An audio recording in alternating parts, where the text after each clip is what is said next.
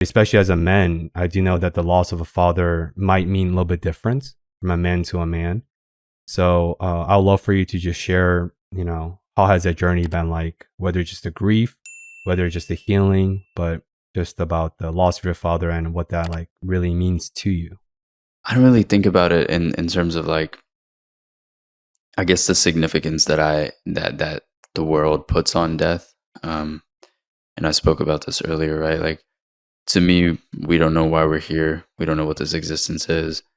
It's equally fascinating to me to think about what this is, what this existence is, and think about what death is. Like, what happens when we're dead? What was happening before we were here?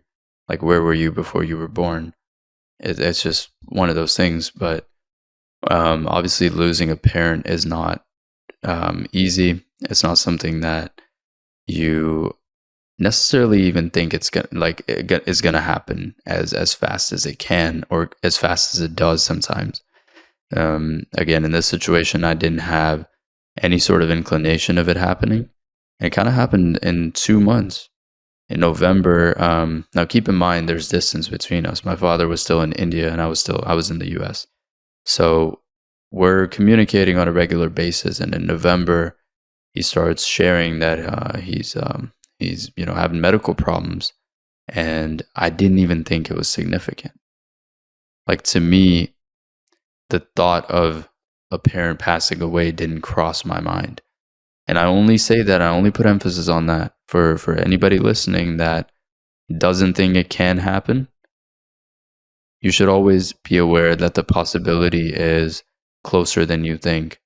And that should change the way you view your parents. That should change the way you communicate with them. That should change how long you hold a grudge against them. That should change how you take offense to what they're saying, as opposed to trying to understand where they're coming from.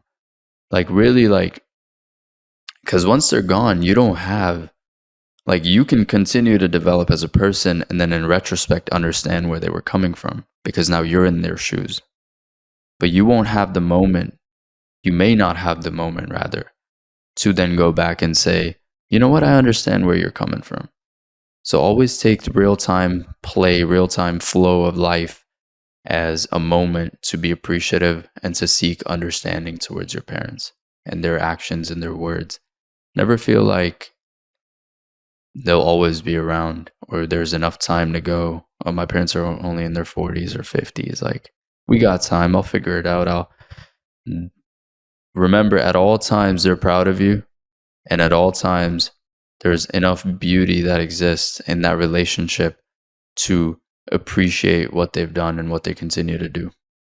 And that's what I've learned from this situation, is realizing that was the amount of time I had with him. That's it. The last time I saw him, we were just coming off of this virus stuff, right? Like COVID. So last time I actually saw him was in 2018 or 2019. I can't remember exactly. 2018, right before 2019. And it's crazy to think about that. It's crazy to think about if I would have spent more time as I developed as a person. In 2018, I'm 25 now. I would have been 21. That's I've grown a lot since then. So all the things that I've learned, the shift in perspective, I didn't get to share in real time, in person. So if you have that luxury, if you have that privilege, you should understand its value.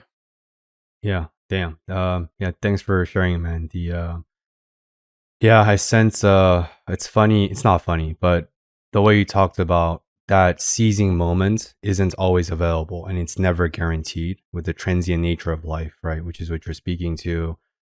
Yeah, after my mom's gone missing because of the mental breakdown, she blacked out. She literally drove her into a hotel and passed out, right? Unknowing to us, all her cell phones were off. We filed a missing police report. I've never shared this story on the mic, but I felt called to. But the good thing is, of course, my mom is healthy now. She's amazing. She was able to work through her emptiness syndrome, right? To trying to find more purpose in her life. not as my parents, but as her individual human being, as my mom. It really called me in a way, like very cosmic way, for me to address a lot of things and make a lot of things right between them. Because I had this vivid, visceral realization, as exactly what you said, Arsh. Next moment is not guaranteed.